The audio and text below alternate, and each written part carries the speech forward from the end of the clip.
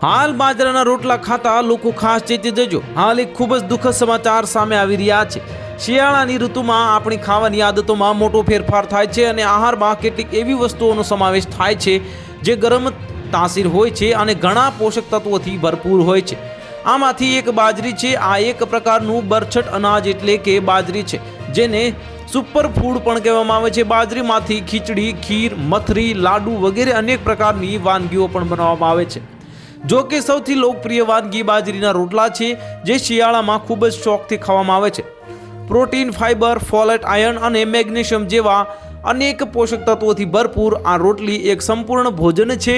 પરંતુ કેટલાક લોકો એવા છે જેમણે બાજરીના રોટલા ખાવાનું ટાળવું જોઈએ। તો ચાલો જાણીએ કે કયા લોકોએ બાજરીના રોટલા ખાવાનું ટાળવું જોઈએ।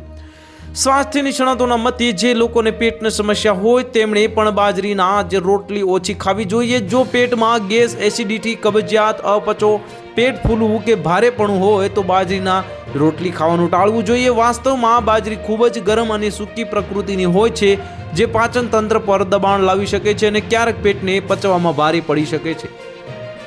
આવી સ્થિતિમાં પેટની સમસ્યાઓથી પીડાતા લોકોએ તેમના આહારમાં બાજરીને બદલે હળવા અનાજનો સમાવેશ કરવો જોઈએ। ગર્ભવતી સ્ત્રીઓ માટે બાજરીનો રોટલો ખાવો પણ સારો માનવામાં આવતો નથી। તેની ગરમ તાસીરને કારણે તે ગર્ભાશયમાં ઉછરતા બાળક માટે સમસ્યાઓનું કારણ બની શકે છે। આ પચવામાં પણ થોડું મુશ્કેલ હોઈ શકે છે।